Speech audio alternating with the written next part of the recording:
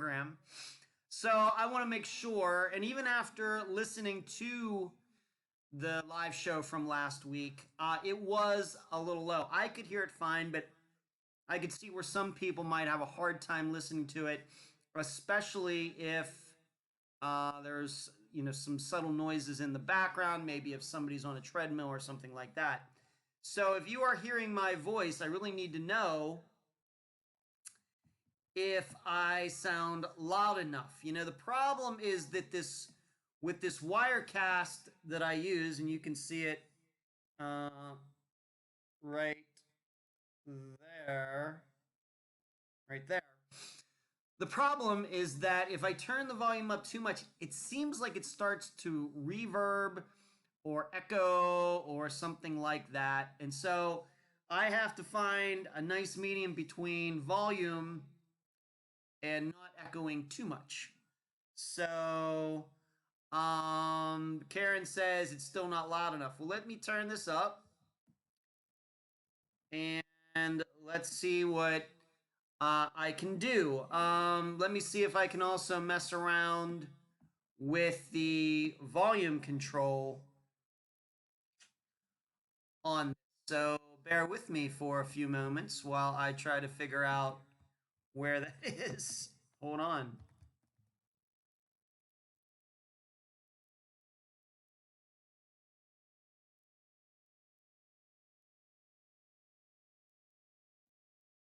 All right.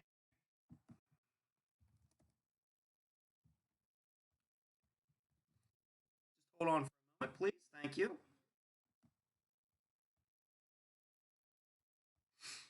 We're gonna try to figure this out. I'm not guaranteeing anything. I'm gonna be more like Scotty from Star Trek. Under promise, over deliver. No,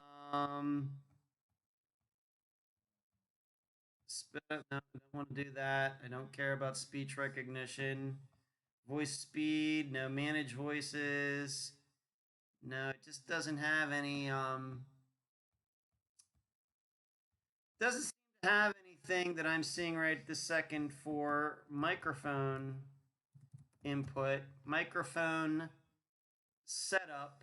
Turn off access to turn mic game captures, broadcast audio microphone. Maybe this is it.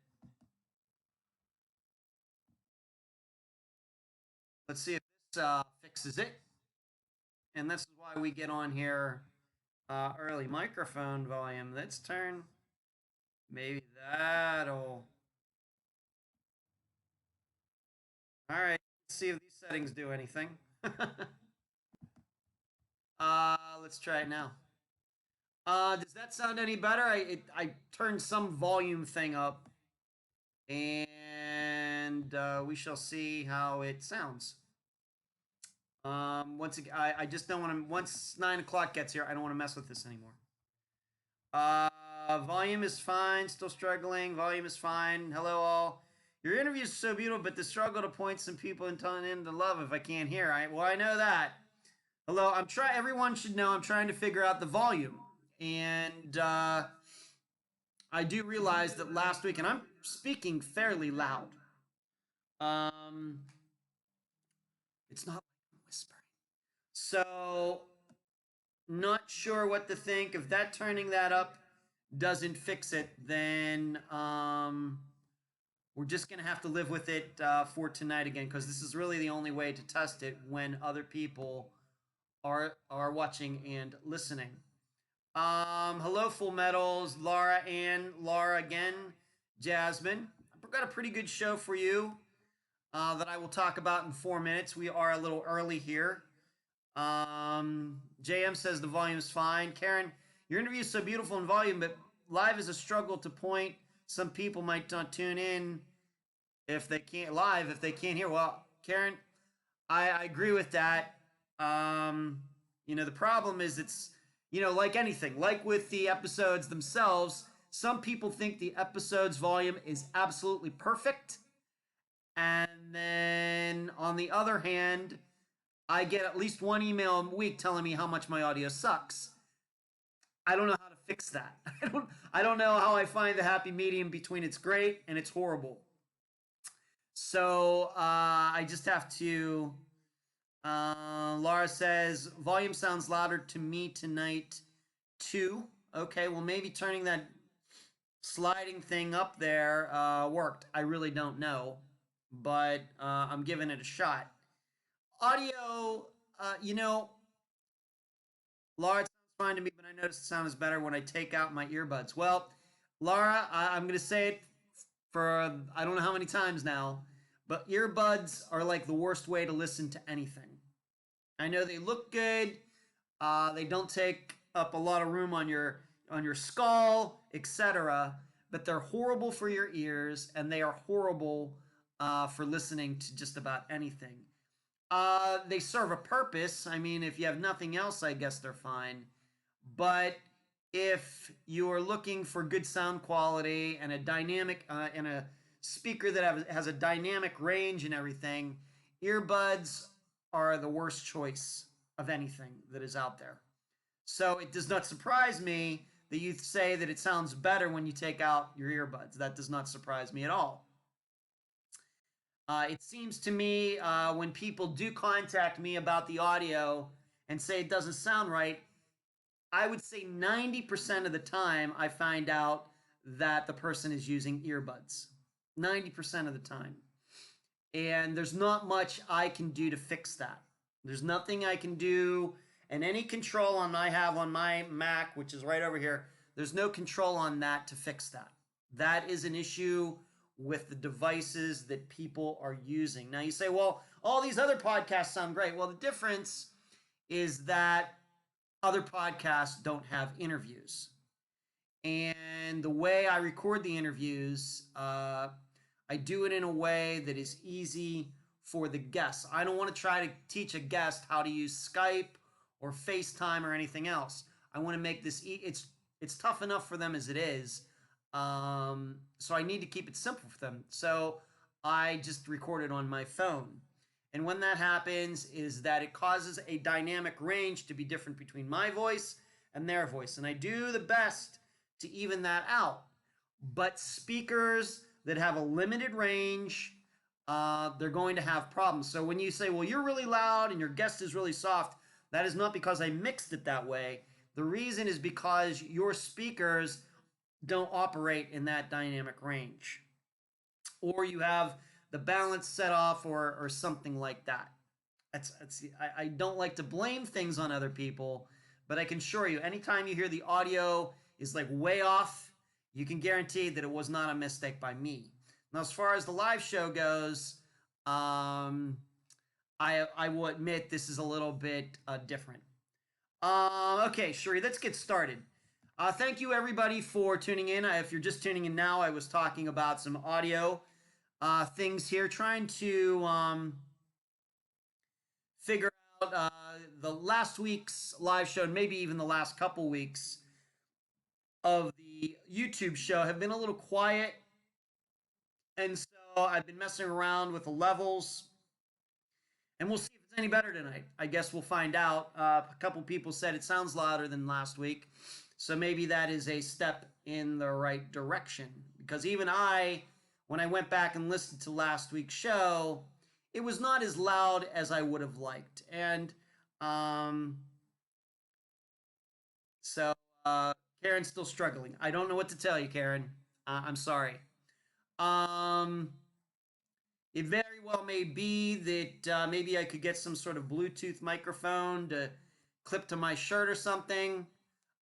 Maybe that's something I should think about to raise the quality of this show. So I'll have to think about that.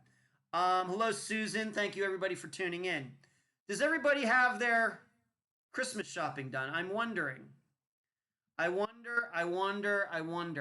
I will admit I've not even started yet. Hello, James.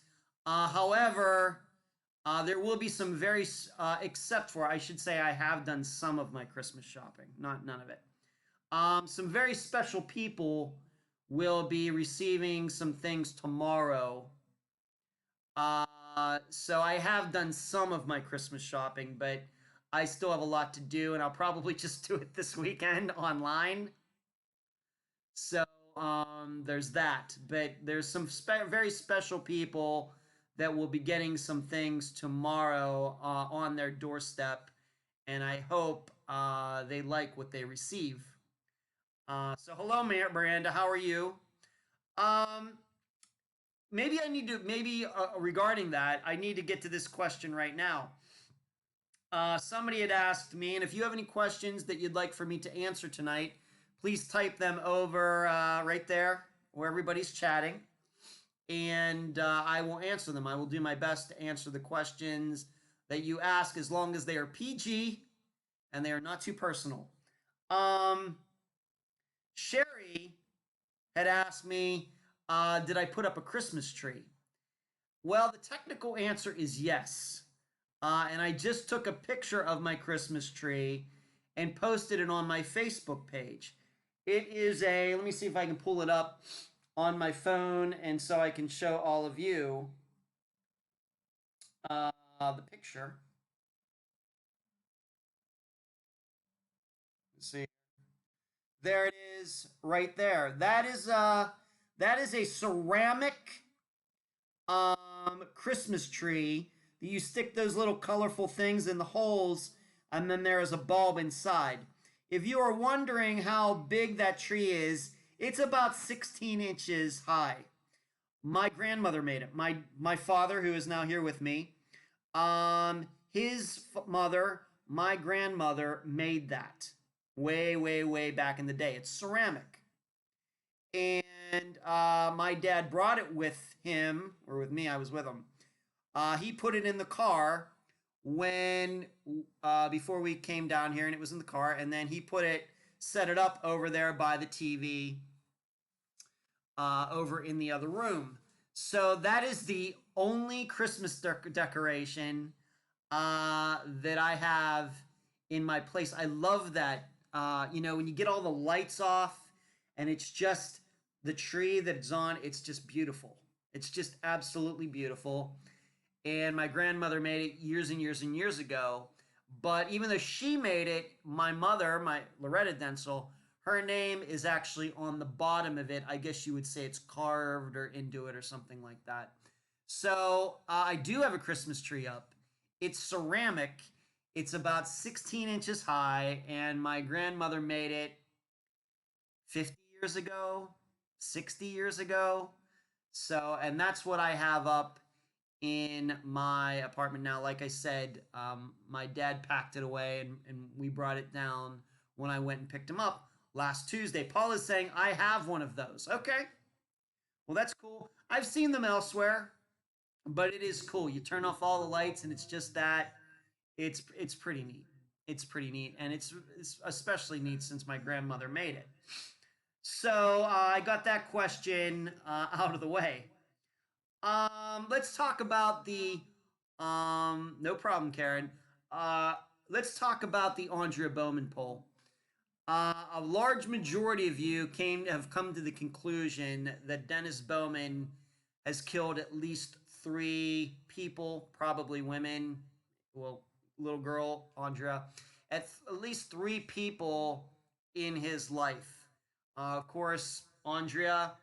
Then we have Kathleen Doyle. He's been charged with her murder. And many of you are inclined to believe that he also killed some other people. I agree with you. I think that he has killed 3 or more. That I think I gave it numbers like he's killed 0, he's killed 1 to 3, or plus, or more than 3. And a majority of you picked the choice of more than 3. I agree with you.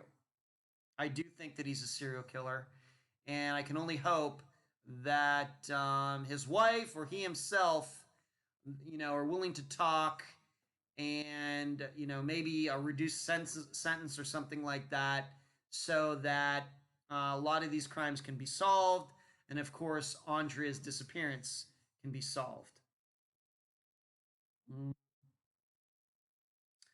Karen is okay. All right, here we're gonna go. All right. This is probably just as good a time to answer this question. Karen says, but I don't understand. When you say I'm only child, then you say you have siblings. Okay. So Twinkle says, I don't understand that either until I listened to one of his 2016 episodes. Okay, let's talk about that. Let's talk about that. I have obviously other things on the agenda, but I think I can. I've told this story about 1,000 times, so I will go through it fairly quickly. Um, my biological parents are John Joyce and Suzanne Joyce. Okay, they were from Irwin, Pennsylvania, Irwin, Pennsylvania, and I was born on August 1st, 1970. So I am 49 years old. I have biologically, I have two older brothers and an older sister. They are quite a bit older than I am. My sister just turned 70, and she looks great, by the way. I have a brother, Michael, who is 68 years old, and I have a brother who is Brian, who lives near me. I talk about him once in a while. Went to a Christmas party last weekend and things.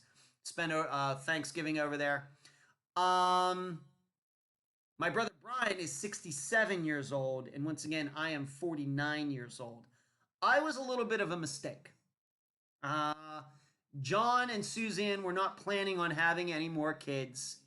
And then they conceived me sometime, I guess, in 1969, maybe late October, early November. I think that works out for 9 months. And then I was born on August 1st, 1970.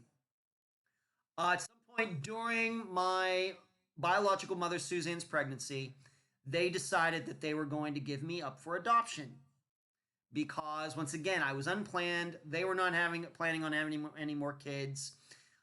It was very bad timing, and that's all I really want to go into regarding that. They were just never thought that they were going to have to raise a baby again, a child again. And so they thought that the best choice was giving me up for adoption. So they did. They gave me up to it for adoption the day I was born to Catholic Charities on August 1st, 1970.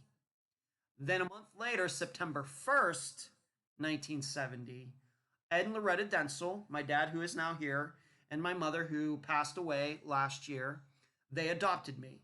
They never had any children. And so I was raised as an only child. Just me, just the three of us. Me, my mom and dad, and myself. And I grew up in Leechburg, Pennsylvania. I went to Leechburg High School and graduated in 89, went to Grove City College, graduated in 93. And then what happened was that in April of 94, my siblings, and keep in mind, when I was growing up, for as long as I can remember, I knew that I was adopted. I don't know the day, I don't remember the exact day my parents told me, but I can never remember not knowing that I was adopted. I think my parents told me very, very, very early on when they thought that I would even understand what that meant. And that was fine by me, was never a problem with me. I never had a real desire to find out who my biological parents were. I had no idea. Zero. Zero idea. Didn't know if they were from California, New York, down the street. Had no idea. What I found out later is my parents, Ed and Loretta Densel, did know some information about them, but they you know they found it out, I think, by mistake. So they weren't really sure if they should tell me that should I ever want to try to find my biological family. But I never had any desire to. Very rare. My experience is most adopted children at some point want to find out who their biological family is. Well, in April of 94, they found me.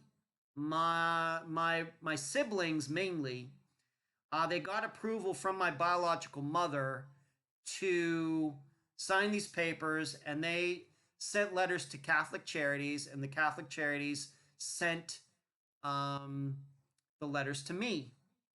And to that point, I had no idea that I had two brothers and a sister. And that's when I found out. I found out in April of 94, which I would have been 23 at the time. And so we exchanged letters and things for a while. And then I ended up meeting my sister first sometime in May of 94. And then I met my two brothers after that at the same time. They came out to the house in Gilpin, and we hung out for the day. And so I've now known them for over 25 years.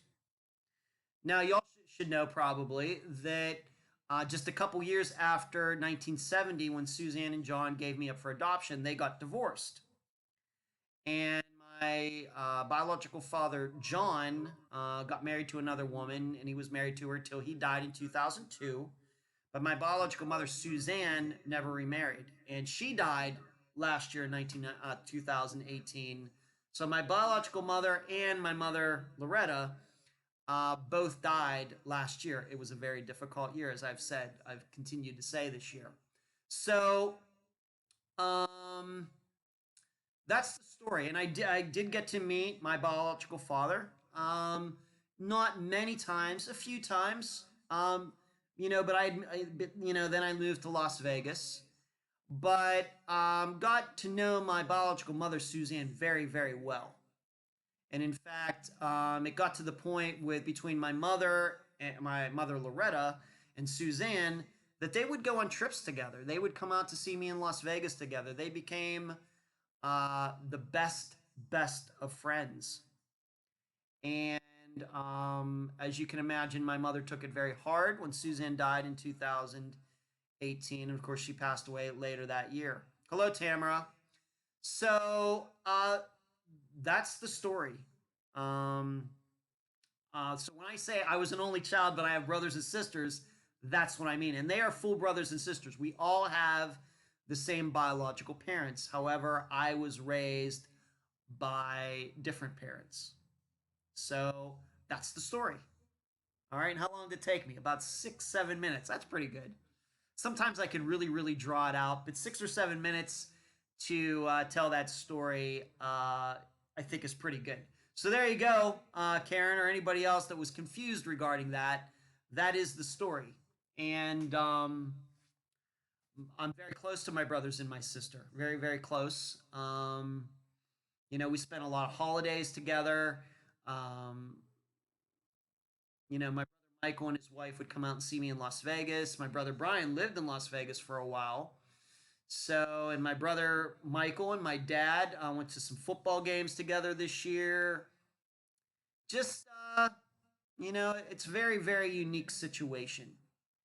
But I think in the end, it worked out for everybody, for them, for me, for my parents. I think everybody in the end, there were no losers in this situation. I really, really believe that.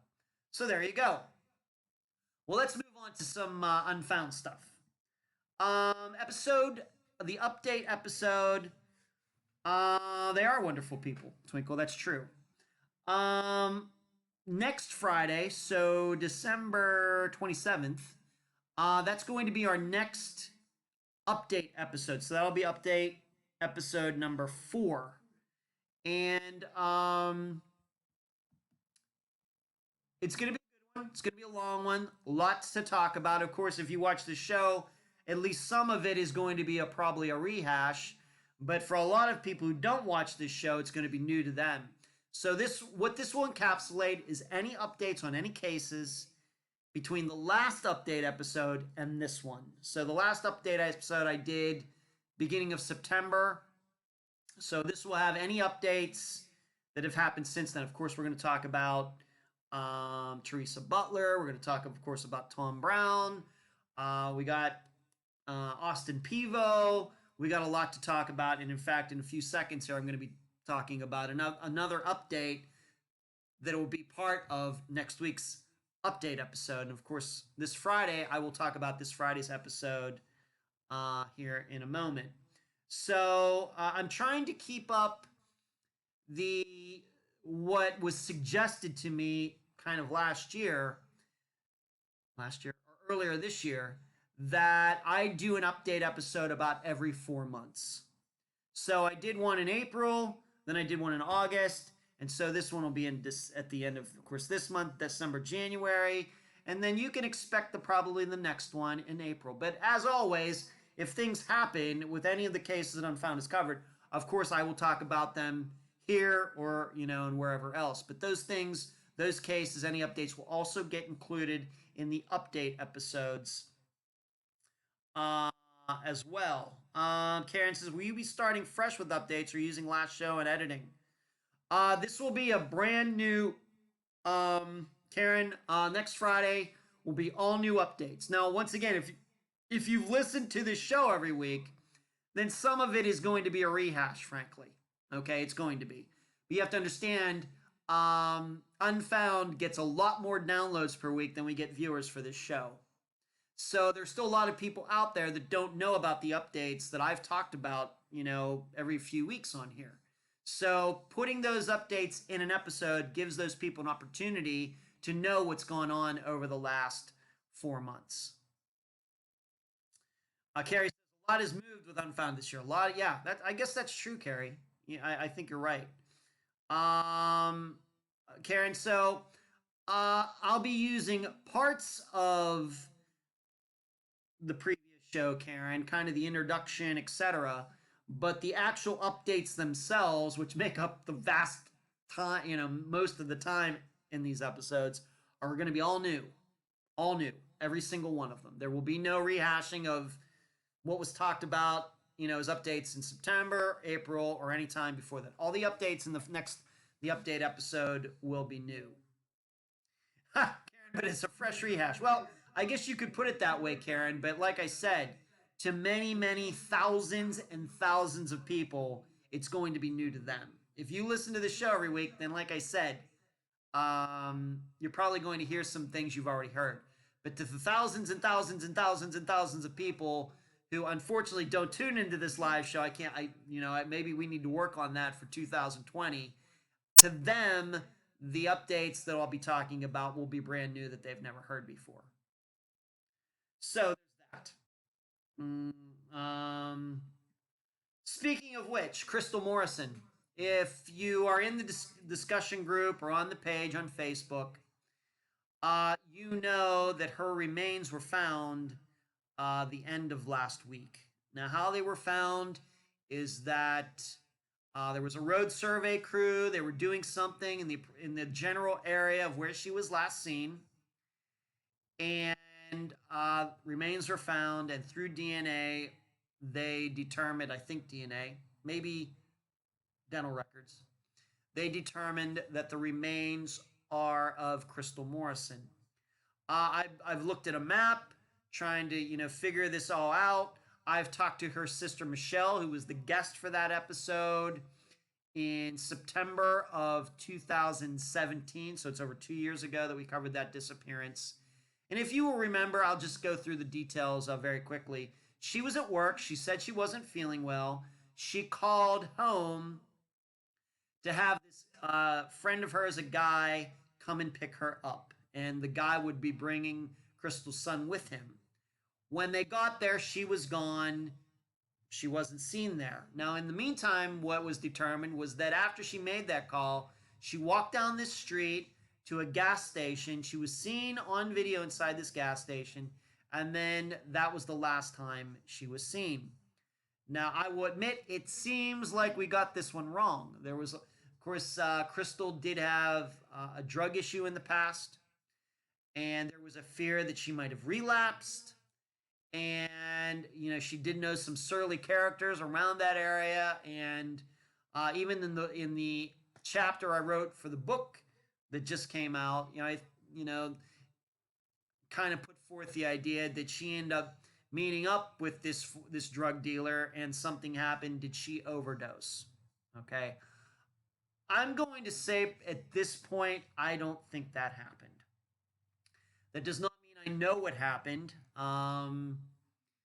The fact is that she was found in the woods, not quite a mile from where she was last seen at that gas station. How did she end up in there? I don't know. I think on the record, if you look at the stories regarding this, the authorities are saying there doesn't seem to be any foul play. Okay. I don't know how much of her remains are found. Is this a Tom Brown situation where only 30% was found? I don't know.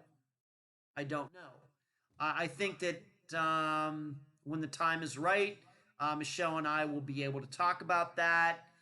Uh, why would she, if she called for, to get picked up, why would she walk down to that gas station? Why wouldn't she walk back to where she was going to get picked up? Why was she walking in a direction that was, I wouldn't say opposite, but like 90 degrees off of, where she worked? I don't know.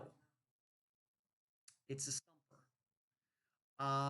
But there will be time to look back at this and analyze it and see if we could have figured out um, what happened, and did I or did other people, I'm personally perfectly willing to admit, could have made a mistake on this. Did we get too caught up on the drug angle? Did we get too caught up in looking at her past? And maybe we should have just been concentrating on the present, on what she was saying that day in which she said she was sick. Did that factor in to her walking down there and then going off into the woods? Did the sickness that she had, whatever that was, could that have affected it? We don't know. I'm hoping to find out. And I'm hoping that, Michelle and I can have that conversation. And if she allows me to talk about it publicly with all of you, then we'll do that. Then we'll do that. Yeah, Carrie, no foul play suspected, right? They seem to have determined that fairly quickly. But, once again, I hope this doesn't turn into a Tom Brown situation where, Tom Brown's remains were discovered at the end of January, beginning of February, and here we are 11 months later and still big question. So I hope that doesn't happen in Krystal's case. I hope that they can come to a firm conclusion, whatever that conclusion is, that maybe she was picked up by somebody and she got dumped in the woods, or she did walk off and they do find something, in an autopsy that shows there was something going on with her. Did she, could she have had a heart attack, or, we just don't know. But the reason I want to know is not just because I'm curious. Of course I am. I mean, we're humans, we're curious. But I want to know that because, what can we learn from that? What can we learn from getting to a conclusion on a case, and how can we apply that to other cases that are similar? Because once again, this is one of those cases, woman, prior drug user, maybe a suspicion that she had relapsed, and we're thinking, well, she overdosed, some guy got overdosed. We think about Jamie Bowen. We can go through quite a few disappearances that are like that. But it seems right now that there was no foul play. So maybe we just got off track on this one.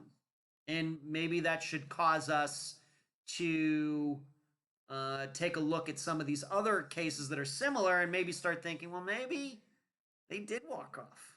Maybe something did happen that wasn't murder at all. It was just something health related that went wrong just at that time. So there you go. One thing about cases have resolution, it brings on the knowledge, builds on the knowledge. It does, even on the sad endings. Yes. I mean, yeah, that's, we have to be able to use these solutions, these resolutions for something. Okay. Granted, for the families, they hopefully get the answers that they're looking for. Hopefully. Many don't, some do. But for the rest of us who are not part of the family, who are not as emotionally engaged, those of us who see this as something to learn from, we want those details so we can, build our own knowledge and apply it to other cases, because that's how other cases might come to a resolution. And what can we teach people? What can I teach my guests about those things? That's why I don't like it when, it says, well, the death was inconclusive, or the police don't want to give out any of the details just because. Well, that doesn't help anybody. Once the remains have been found and the person is buried or cremated and everything else, and the police are still, playing everything, very close to their vest and everything, that doesn't help anybody. Doesn't help. And so I wish that would change. So, Carrie, well, honestly, what the end result was doesn't make sense. So veering off isn't a far stretch. Wasn't a far stretch. Can't form a sentence today. Okay, Carrie. We just don't know, Carrie. I think that I will know more once I get to have a conversation with Michelle, but she will determine how much she wants released to the public. I think she understands that I just don't want to know just because I want to know. She knows that I'm in this for educational purposes, and I hope that she can pass along some of the information to me. Okay, I hope she can do that. Now, there's another part of this, and that is that um, she was found, but it seems she was found by accident. Just as we can probably think of a lot of cases that are found. I was thinking about that.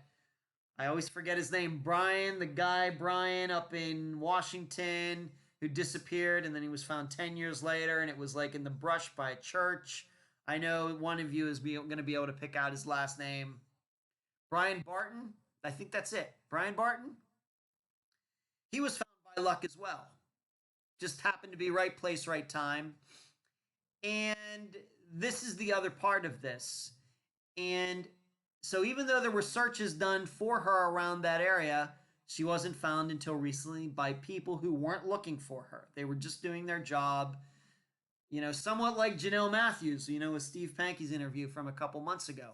She was found by accident. Nobody in their right mind would have been looking out where they found her on purpose for her out in that field. It just happened to be that a pipeline crew or something was going through that area and found her. And the problem is, if we're going to rely on luck to find missing people who have been buried or have been walked off into the middle of nowhere and died on their own or everything, then we're in trouble. If we're going to rely on luck and just coincidences and things to come upon these remains, then there are going to be a lot of missing persons cases that are never going to be solved. Okay? And hello, Jill. What's going on? Hello, Kathy. What occurs to me, as you know, I play disc golf. And there's a kind of paradox that you run into when you play disc golf, especially if you're playing by yourself, which I usually am. I go to course just by myself. I love it when nobody's on the course. It's just me out there by myself, my thoughts and everything. And you'll throw a disc and it'll go into the weeds somewhere like 300 feet away. It'll go into some weeds. You go down there and you're like, it went right in here. Why can't I find it? It's right here. And the brush is like brown and green and tan. The disc is like bright orange and you can't see it. And you'll look, and I've been here. I'll be in a place, I'll look for this disc for like a half hour. I'm like, it's right here. How can I not be seeing it? And then you give up. But then like a week later, I'll get a call because I put, as most disc golf players do, we put our phone number on our discs if we lose one in case somebody finds it, we want to get it back. And there's a very good community regarding that in disc golf where people do return discs to other people. So here I am for like a half hour looking for this disc, cannot find it. Whereas like a week later, some player will come along. They're not looking for my disc. They're just minding their own business and they happen upon it. They don't even know the disc is there and they find it. They're not looking for it. Me, I'm looking for it. I know where it went in the brush and I can't find it. It's that kind of thing, like a paradox. I don't know what that is. Irony. I don't know.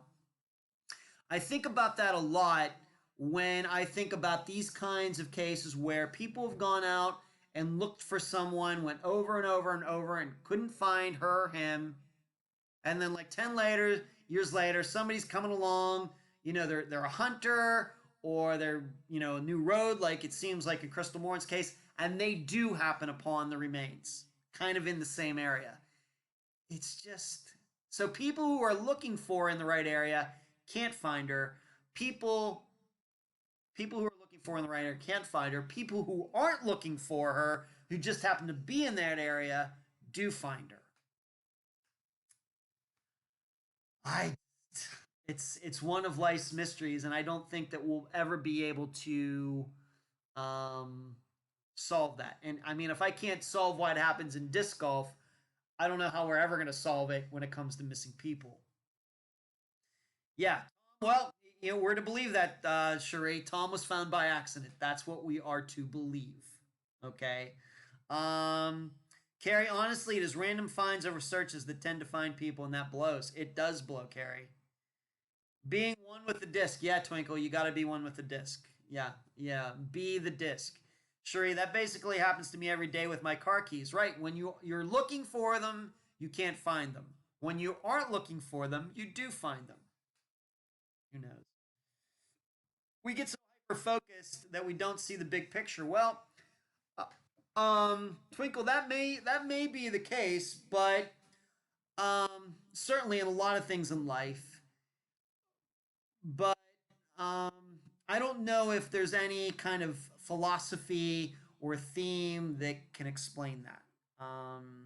I don't know if this can be just whittled down to something that you would find in a fortune cookie. There's just something there. It's just weird that um, this seems to happen so often when people go out looking for people, can't find them. People who aren't looking for them do find them. So, and that seems like what has happened in Krystal's case. I'm glad that she was found. I'm glad that there's somewhat of a resolution. I hope that they can come to a firm conclusion as to what happened to her, no matter what that conclusion is. I don't mind being wrong. I mean, it's not like I wanted her to be murdered or want her to be murdered or suicide. I don't hope for any particular end, whether it turns out I'm right or wrong. All I want is a firm, reasonable conclusion and explanation. That's all I'm looking for. Yeah, the official record. Official. Yeah, right, Cherie. What is true as Krystal being found by accident. Right. Okay.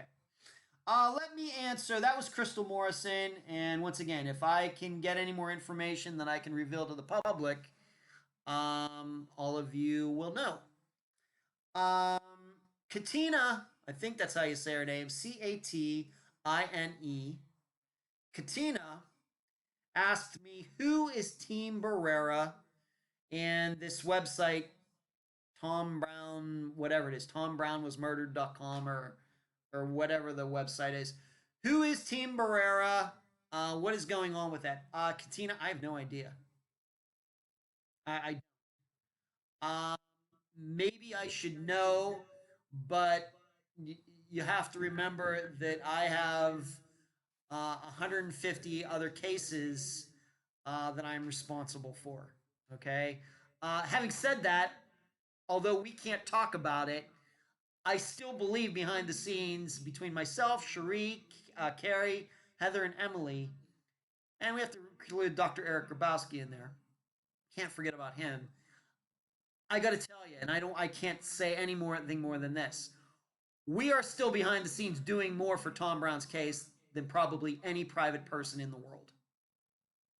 I can't talk about it, but let's just leave it at that. I promise you that. And um,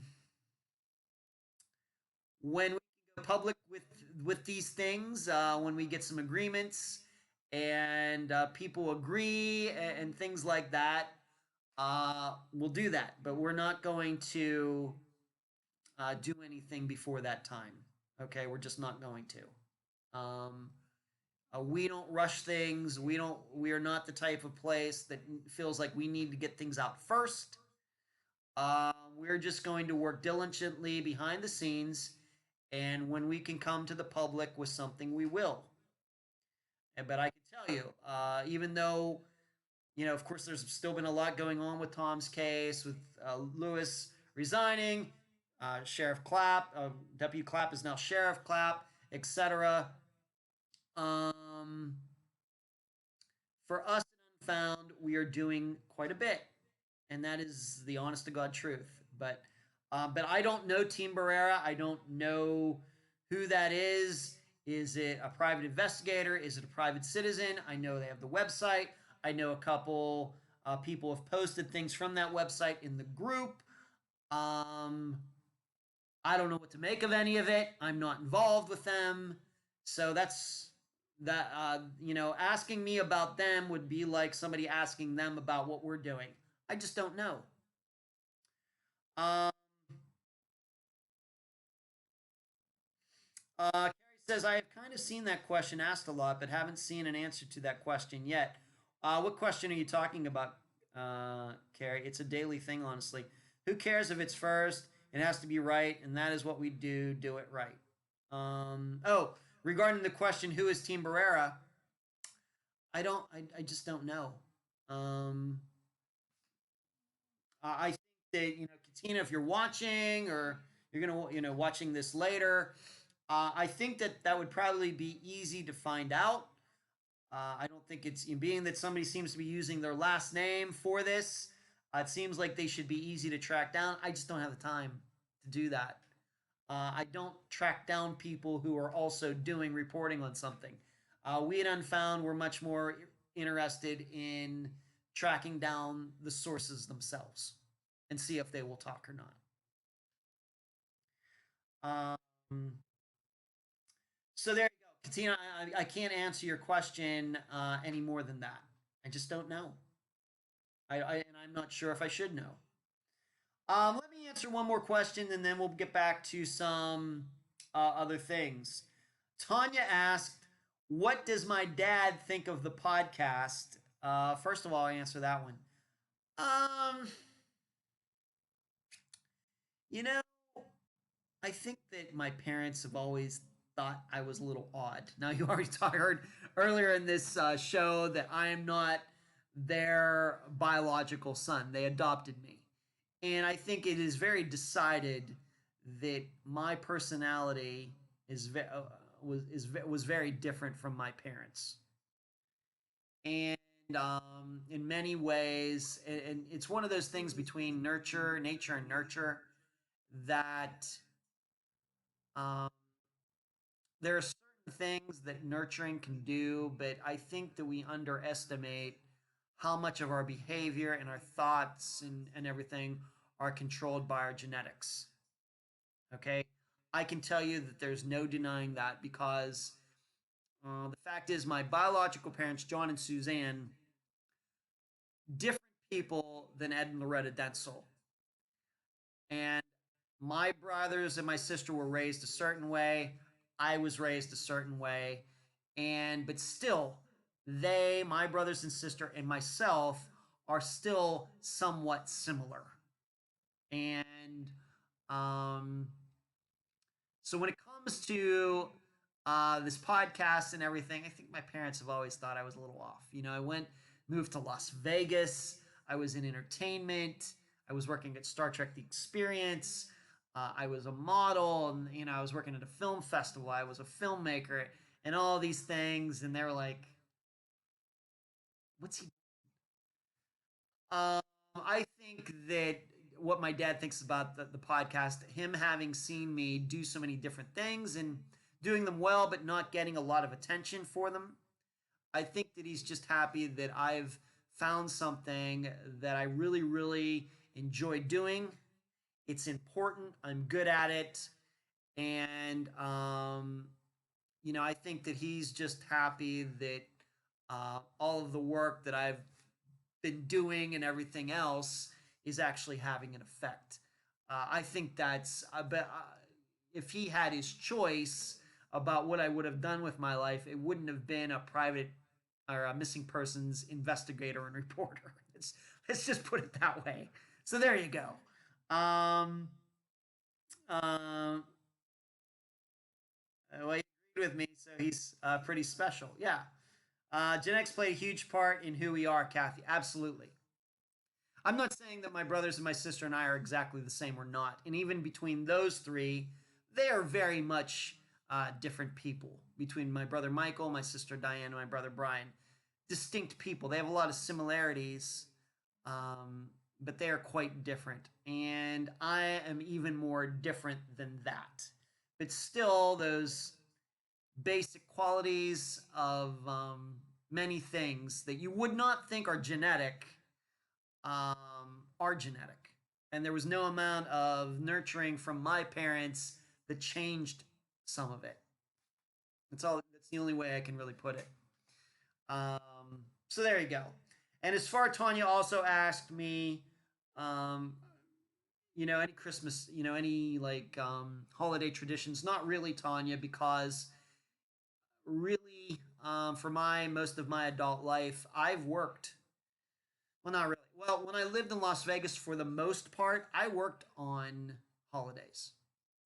I worked on Christmas. I worked on Thanksgiving. I worked on New Year's Eve. I worked on New Year's Day. I worked on the 4th of July because that's what you do in entertainment. The show must go on. I think that any kind of traditions or anything, the answer is no. And even now that I live in Florida and I don't have to work, although I do with Unfound, I work on Unfound every single day. Even here, what I do on holidays is very much dependent on whether my brother Brian and his wife are going to be in town, because sometimes he goes to Oregon to see his kids, or Laureen, his wife, goes to Pennsylvania to see family, or she spends time with her daughters, etc., etc., etc. So even when I'm here in Florida, sometimes I spend holidays by myself, and that's perfectly fine. Totally fine. Totally fine. All right? That's just the way I am. Totally fine. All right, so let's move back up here to a couple other things. Krystal Morrison. Now, what I want to do want to say is that being that my father is here, and he probably already thinks I'm spending too much time on work and not enough time with him. Anything else regarding books and things like that, I know I'm like 2 years behind on the books, but we got a few out in 2019. Which would we get 3 out maybe in 2019, maybe 4? That's pretty good considering everything we do, and I do the books by myself except for the transcriptions. Probably no more books will be coming out. I was going to try to get one done before my dad got here, couldn't get it done. So I'm guessing the next book won't come out until March. Just not going to have any time until then to do it. Because when I go into book mode, I really, really, really go into hermit mode. And I don't want to do that to my dad. So anything that, along those lines, it's going to have to probably be put off. Of course, the program will continue as always. Um, we are looking, but I think we found, but I'm going to talk about it anyway. Pretty sure. I think we found someone. Work ethic taught, artistic tendencies genetic. I'm not so sure about that, Sheree. I really don't know about that because um, my brothers and my sister have no entertainment talent at all, and I love them and everything, but none of them have ever worked in show business. None of them ever played an instrument. None of them, were barely in a school play or anything else. Whereas I did all of that. I was playing. Of course, my mother was a piano teacher. I started playing the piano when I was 5 years old. I was in a lot of, chorus productions. I was in drama club. I went to Las Vegas. So I don't know whether hello raising. I don't know if artistic tendencies are genetic or not, Cherie. I just don't know. Maybe that was something that never was really brought out in my brothers and sister because they weren't around it, didn't have the opportunities. That very well could be. But when it comes to artistic tendencies, I got if it is genetic, I got all of that gene, all of it.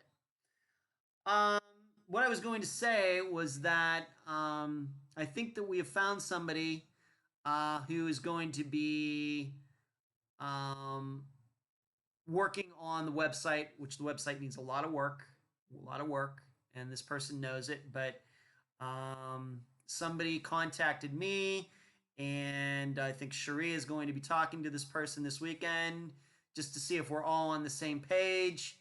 And hopefully, I just want to bring somebody onto the team that is going to be responsible for that alone. I think at the beginning, it's going to be some work. But then once we get it to where it needs to be, then it'll just maybe be an hour or two a week. We'll see. We'll just have to see. But I've been wanting to do this. I think that the website is very, very important for 2020. It's kind of been neglected for a while. It's been neglected pretty much since the Steven Kocher episode was on it, since that kind of thing went down. Um, since that was on there. It's kind of been neglected once again. So many things to do in so little time. So I'm excited about having somebody that'll be on the team, be one of my assistants, and is responsible for that, alone. Just like, for example, Emily is responsible for, contacting people, making those initial contacts. Like that's her special sole responsibility, as an example. So I'm hoping to make that happen in 2020. I'm going to be really excited about that. We can make it happen. You should also know, and I don't want to jinx it right now, but uh, I was hoping that 2019 would be a year where I could start speaking at some colleges. Didn't happen. The fact is that, Sheree and I had talked about it. We had tried to contact some schools and things, and kind of got blown off, just to be blunt. But just within the last week, out of nowhere, and I'm not going to name the school or this person's name or anything right at this point, but somebody who is a fan of the program, has been listening for a while, heard me talk about wanting to speak at schools in some old episode going back to early this year, even maybe 2018. And she happens to work in a criminal justice program at a university in the United States. And so she contacted me and heard that. And she said she'd love for me to come speak at the school. So we had our first telephone conversation yesterday.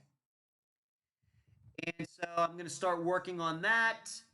And I'm going to work with her to get kind of something that an outline that combines what I know about missing persons cases, but also goes along what the curriculum that they're teaching at that school in their criminal justice program in particular classes. So I hope to make that happen in 2020. I really, really, so to get an email like that was really, really good. I had a really good conversation with this person. She's really excited about it. I'm really excited about it. And I think it's going to happen. But I have to put together an outline and do some things. So, uh, it kind of not gone well in 2019, unfortunately. But this would certainly, get me, get Unfound and myself. And, as I've said, my goal is all about education. And I want to teach people about missing persons cases. I want to be able to it's not an entertainment thing. I want to be able to go into classrooms with criminal justice majors and tell them what I've learned about missing persons cases, things that they can apply when they get out into the field. If they're a police officer, a deputy, a sheriff, they work for the FBI, whatever the case may be, I want to be able to give them, knowledge that if they were just going to get it on their own, on the job training, it would take years and years and years and years. So, I want the opportunity to go in and talk to these young people about missing persons cases, using some of the cases that Unfound has covered as examples. So that's the plan. And it's not to just go on campuses and, get attention for the program and everything else. It's not about that, as I know a lot of podcast hosts do. They get paid to go into campuses, and they're like a celebrity and all that stuff. That's not my attitude at all. Of course, I eventually, of course, want to be paid because it is going to be travel time, etc. for it. But it's all about education to me. Uh, Twinkle says it takes so much time keeping a site going and keeping up with social media. Well, I don't mind doing the social media part of it, Twinkle. That will be still what I do. But just maintaining the site, making sure it looks good, making sure the links work, linking to like the store and the shirts and everything else. Um, that's something different, and I need somebody that really understands that, because I have to admit I kind of understand it, but even if I understood it, I wouldn't have enough time to manage it. So I'm looking for somebody to do that. Let's talk about a little bit of news. What do we got? 9:53. Okay, let's talk about a little bit of news. Cherie, I think, had brought this to my attention, but I know that various people have posted about it in the group. And this is the disappearance of Heidi Broussard and her baby from Austin, Texas. And it's been 6 days. This woman and her baby disappeared last Thursday. And the story is that she and her baby, she took her baby with her. She dropped her son off at school, and then she bought some books at allegedly at some school fair there or something. And then it seems that she came home. Her fiance, who was seemingly at work, called her around 8 a.m. She was fine, and he came home about 2 p.m. to find, I don't know if their house, their apartment, whatever it was. The place was empty. There were no signs of foul play. Her car was there. All the baby stuff was there. And to hear him say it, just Heidi and the baby were missing. So it seems they dropped the son off, came home in the car, and then something happened. Now, of course, a lot of people are suspicious of the fiance. Does his story hold up? Was he actually at work the whole day? Did he have an opportunity to go home and do something? I'm going to tell you, I don't know. I don't know. Uh, I'm just, without any additional information, I think it makes perfect sense to be suspicious of uh, any any fiance like this, especially if the guy was within driving distance. I don't know this guy. He may be the best guy in the world. Wouldn't hurt to flee, but that's just the way these cases are. Um, what's tough though is that um, Carrie says, I think I already came running home because school said no one showed up to pick up a son. Right. That was actually in the story that um, he got alerted to the disappearance because Heidi was supposed to pick her son up after school. He didn't show, she didn't show up, so they ended up calling the fiance. I guess the son's father. I really don't know. But then that's what he did. You know, Besides suspecting the fiance, they're going to question him and everything.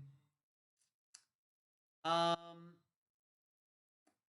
you have to be open to the idea of some sort of baby kidnapping. It seems like once a month, maybe it's even more common than that.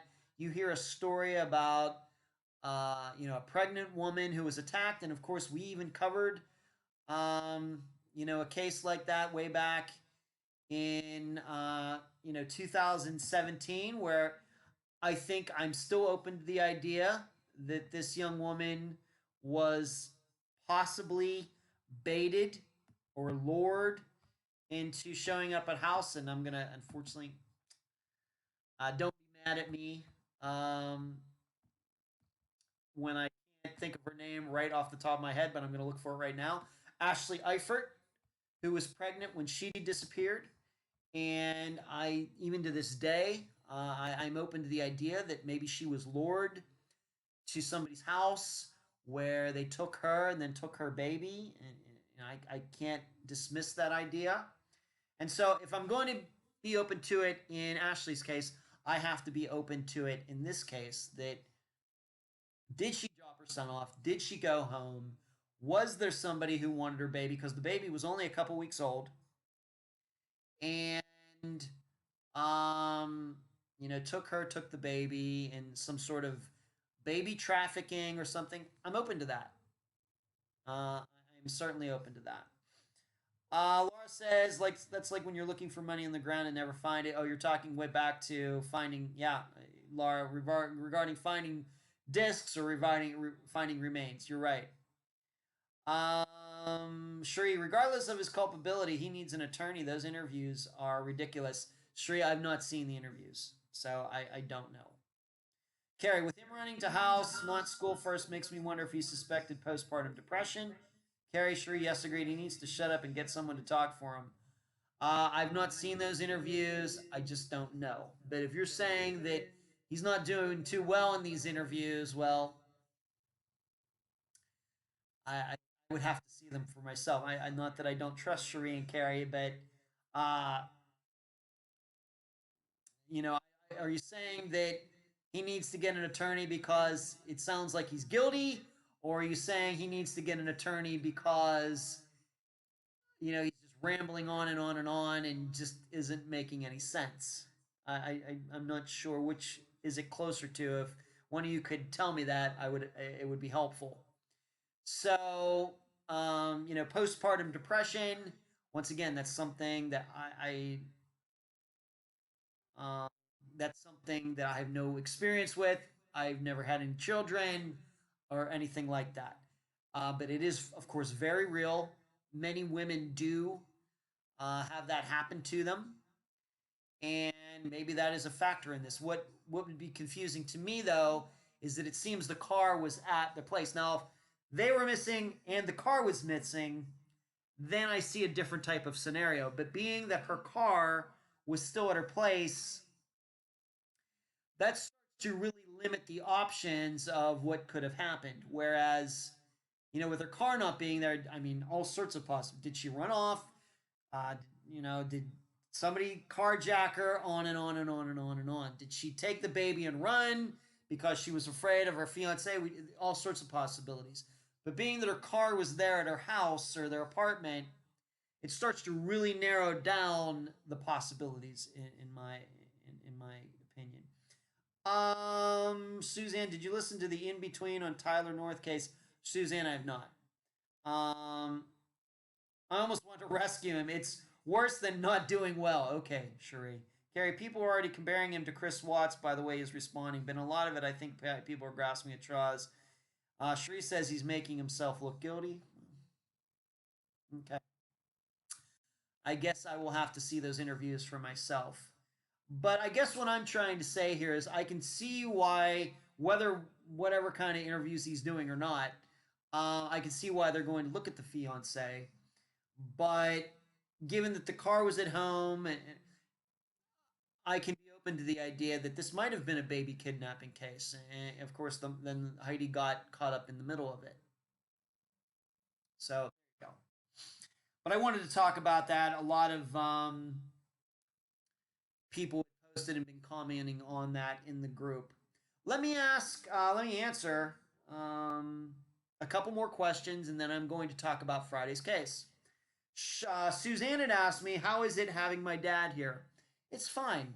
Um, I think getting back to asking me what's dad think about the podcast and everything. I think he worries so much about how much time I spend just looking at a computer screen. I think he worries about that. I think he worries that I don't get out enough. Um, but this is what's required for this work. That's just the way it is. And I think also maybe he's like, Ed, you certainly do work a lot. you know, um,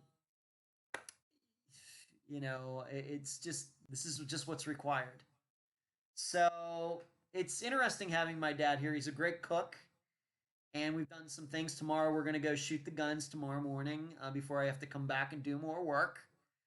But so far it's been fine. It's been fine. It's he sleeps well here. He loves the view. He goes out. He rode his bike a little bit. He's gone up the street to a cafe up there, hanging out for a bit. So it's fine. Um, we'll see how it is 2 months from now. And then the other question that I got is that wait, Suzanne says makes me think someone killed the mom and took the baby. Suzanne, that's totally possible. Laura says, has my opinion of law enforcement changed since starting the program? Um, Laura, I don't know if you're. I know we have like two different Lauras in here tonight. I don't know if it's one or the other, or maybe neither. But um, I have to be honest with you. I've always had kind of a standoffish attitude toward law enforcement. Um, I think because, first of all, there are now police officers in the area of where I grew up, Leechburg, Pennsylvania, Armstrong County, Westmoreland County, Indiana County, that area where I grew up in Pennsylvania. Some guys who I went to high school with who eventually become police officers. And if you would have told me in high school that these guys would become police officers, I would be like, what? So that is certainly kind of jaded, some of my opinion of law enforcement. I don't, think I have a bad, attitude toward law enforcement. In fact, um, I have at least two or three uh, law enforcement officers that I can use as people to talk to about police issues and things for the program. And I respect all of them highly and genuinely. But um, frankly, even though I'm a fine, upstanding citizen, I've never been charged with any felonies or anything, and I haven't even gotten a speeding ticket since 2006. But there was a time in my life where I probably ran into cops more than I would have liked. And those encounters were not positive. Uh, in some of those cases, I was totally, totally innocent and got harassed. And maybe some of the other ones, maybe I was doing something wrong, but I thought that the police officers went way overboard, in trying to intimidate me. So, so when you go to my overall, and I don't think I'm not a police hater, but on the other hand, you probably aren't going to see me jump to the defense of a police officer in every police involved shooting or anything else. I'm kind of just right there in the middle somewhere.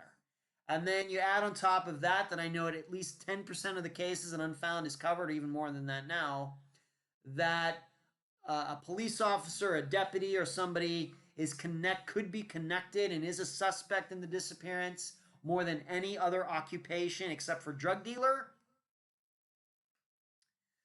Um, you know, I would not say that my attitude toward law enforcement has changed. It's still about the same. Um, but I continue to say that law enforcement continues to have their hands, and I'm only concerned about missing persons cases. Um, all I'm concerned about is how law enforcement looks at missing persons cases. And the truth is, most officers, deputies, investigators don't know what the heck they're doing. Um, and that's not all their fault. It's some of their fault, not all their fault.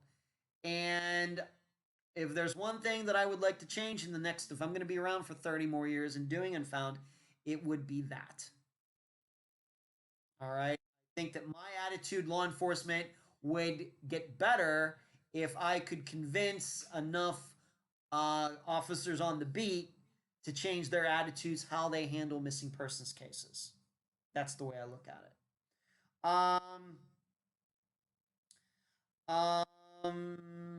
Typical parental skills.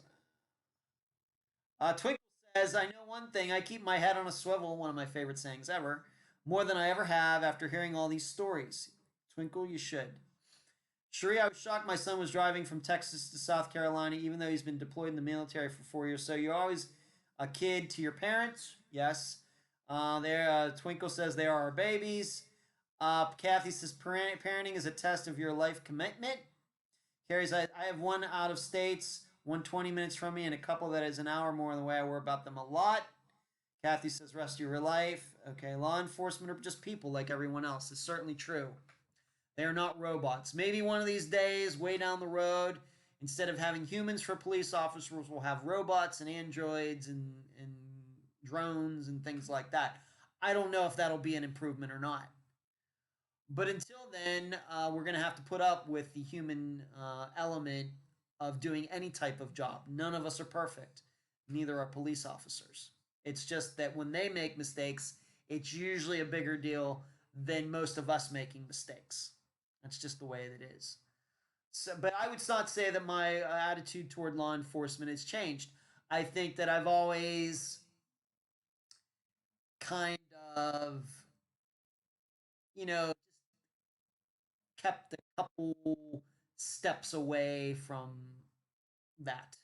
But once again, I deeply respect them. If I ever get pulled over, I am courteous, etc. I recognize that they have a position in our society, a very, very important position in our society, and I think it's best that we respect them.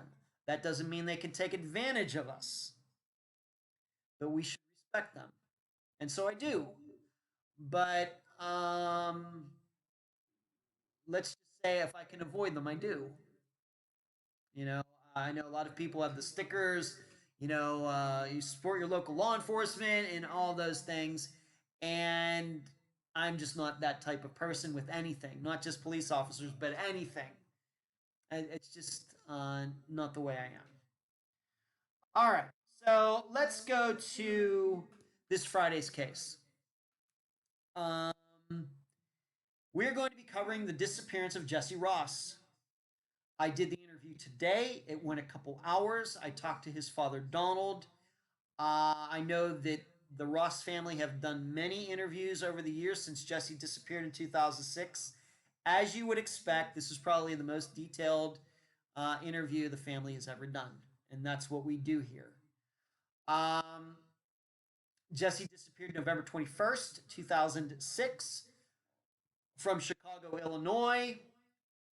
And the episode is called The Final Break. And the reason that is because he disappeared while on a break from this conference that he was at.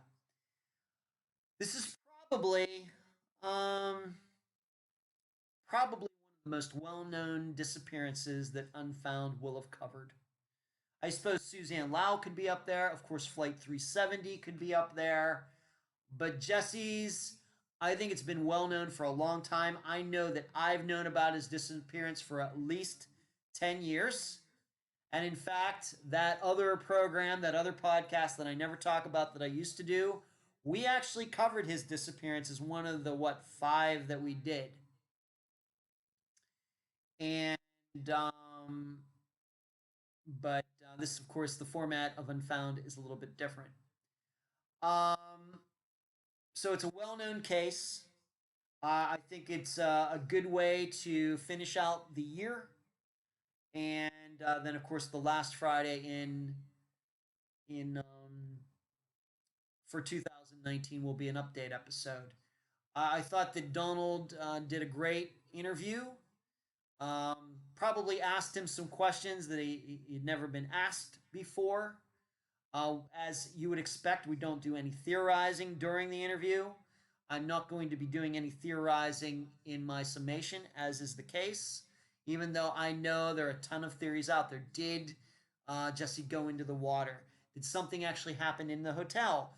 Did he actually somehow sneak out of the hotel and go somewhere and got attacked? A lot of theories out there, for sure. Uh, as usual, we're just going to present the facts. And maybe you'll hear something new.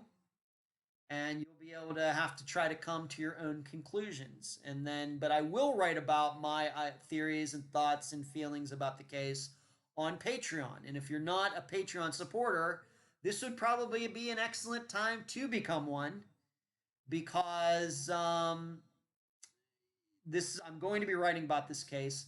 I know it's a very popular case. I'm sure there's going to be a lot of downloads, and probably a lot of people are going to wonder, what is the number one expert in missing persons cases in the United States think about Jesse Ross? And well, I'll write about it, but at Patreon, and you're going to have to pay to read it. So if you're not a Patreon supporter, you're not a patron of Unfound, I ask that you become one, and become one for the year 2020. So you can read, and once you gain access, you'll have access to blogs that I've written going the whole way back to 2017. It's a lot of reading, because each blog is like 3,000 words each. A lot of reading. In addition, if you get up to a certain level with Patreon, up to $12 a month, you can be part of the think tank, and you get some free books and stuff like that. So, and you probably get more access to me than you would probably get as just a regular listener. That's the way, that's what we offer as far as part of the Patreon package. Of course, other podcasts do different things. So, Jesse Ross, it's no doubt that it's a stumper. It just doesn't make any sense of how he could disappear. But we're going to give it a shot. That's what we're going to do.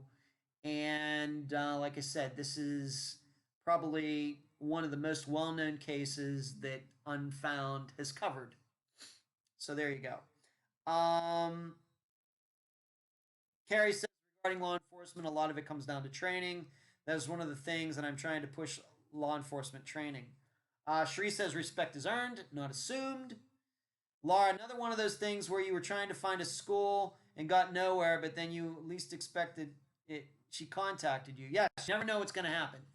I'm serious, Laura. When it comes to this program, I never know what's going to happen from day to day.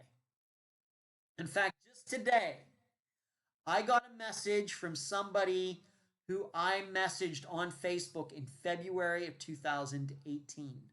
They just saw the message today. Now, it wasn't a message, but you never know. You just never know what's going to happen. Maybe one more thing I can add is that on Monday I'm going to be talking to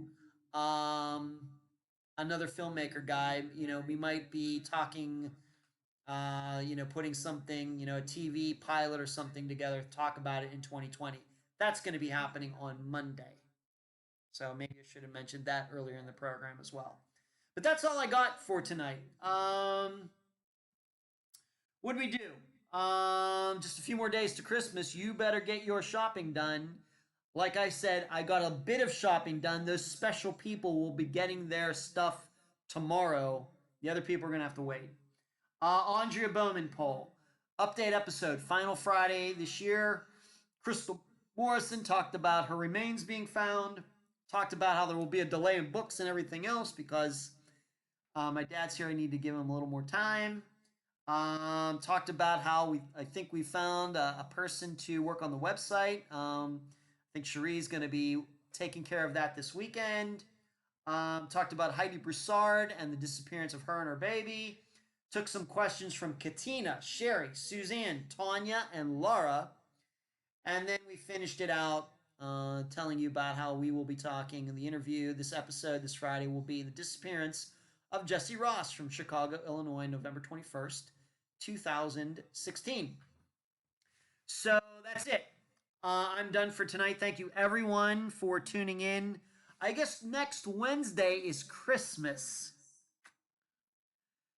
I don't know if I'm going to do an episode or not. A live show next week or not. I haven't thought about it. It just occurred to me right now. I'll let you know. So good night, everyone. Thank you for tuning in. Thank you for giving me a little piece of your Wednesday evening. Good night.